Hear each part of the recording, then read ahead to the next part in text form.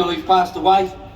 My deepest condolences to you guys. You know, this shouldn't have happened, and everyone has rolled out here today to make sure that we do our best to make sure that it doesn't happen again. I know that's no relief to you guys. You've lost a brother, a father, a son, a grandson, and for that we give you our deepest, sincere condolences, comrades. Can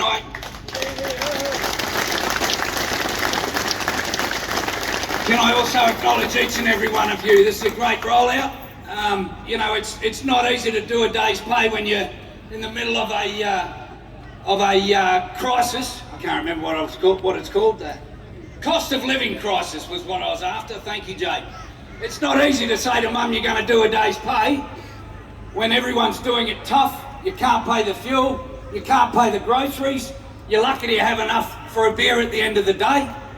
And then to roll out and do a day's pay because it's such an important thing to do, and you know that the only way that we're going to make change is if we hit the streets in numbers and put pressure on the state government and put pressure on those bastards within the workplace health and safety and the regulator to do the job that they're supposed to do. Each and every one of us has a job to do. Labourers, steel fixers, scaffolders, plumbers, chippies, and if you're lucky enough, electricians. Each and every one of us has a job to do, comrades. And the workplace health and safety has a job to do. And they're not doing their job. The regulator's not doing its job. And we've been here time and time before to ask for your support, to put pressure on to make them do their job. If you didn't do your job, you'd get the arse. You'd be sacked. And yet we are still seeing these regulators, and certainly a few rotten ones in there, that seem to be running the department. Not only do they not get sacked for not doing their job, but they seem to be telling the rest of the department what to do. And that's an absolute disgrace and an absolute farce and a travesty for workers in this state.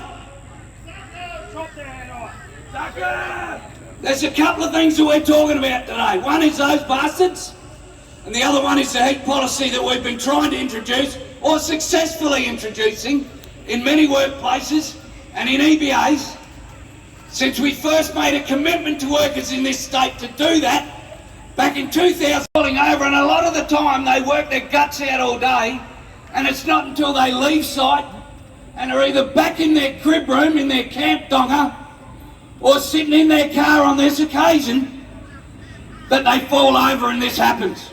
And then of course you've got these grubby employers like CPB who want to turn around and not even acknowledge that it happened on their job, let alone that they are responsible for it. That is an absolute disgrace. Workers are supposed to have, companies are supposed to have their workers' best interests at heart. Now, we're not fucking idiots. Excuse my language, comrades. I'll try and avoid it. I just get passionate. We're not idiots, right? We know that companies only look at you guys as statistics. It's a number on a pay slip. And if they can pay you less, they make more money. If they don't have to implement policies like a heat policy that might cost them a little bit over here, but save lives and in the long run save money on these projects, you know, I mean, it dumbfounds us. It really does dumbfound us.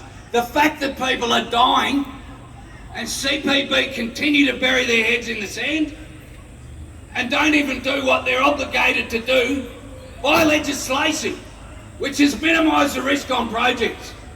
They are not minimising risk when it comes to heat policy.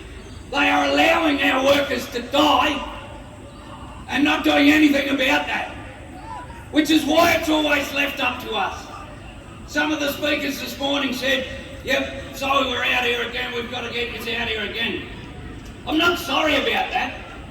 I wish we didn't have to continually fight and deliver everything that we have ever delivered in our industry through us withdrawing labour, standing up and fighting back against grubby companies like CPB, and unfortunately governments who keep their heads in the sand hoping it'll go away.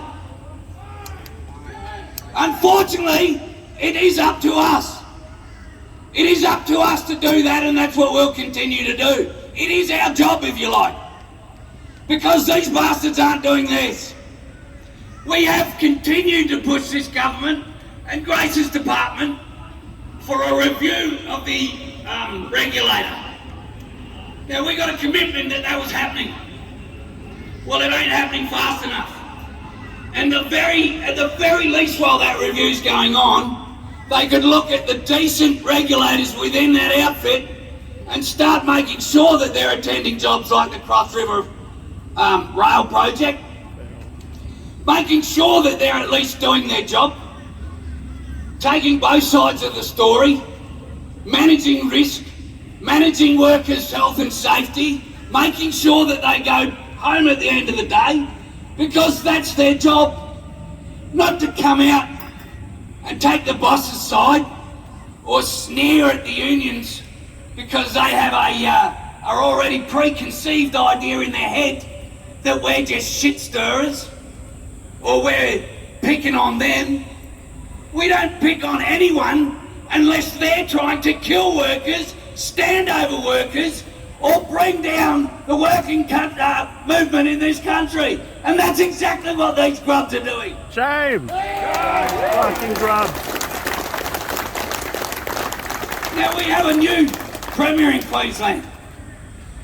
We tried hard with the last team to make sure that these things were being delivered. But they're not.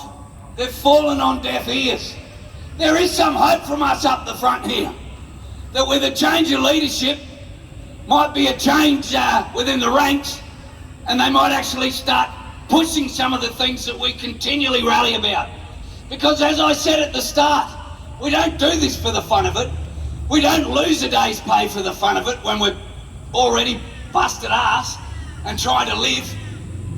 We don't ask you policy legislated, a code of practice around managing heat. If they don't like the one that we're implementing, sit down and work one out with us. But don't just turn a blind eye because you don't care or because you've already factored a few deaths into your project. That's not acceptable in 2024. It was never acceptable ever. So stand up and listen, Premier. We have a new Premier. You could do a new line, a new way, and start fixing some of this rot that's been going on for too long. Comrades, what do we do when we're under attack? Stand up, fight back! What do we do when we're under attack? Stand up, fight back! What do we do when we're under attack? Stand up, fight back! And that's what we'll continue to do, comrades. Well done.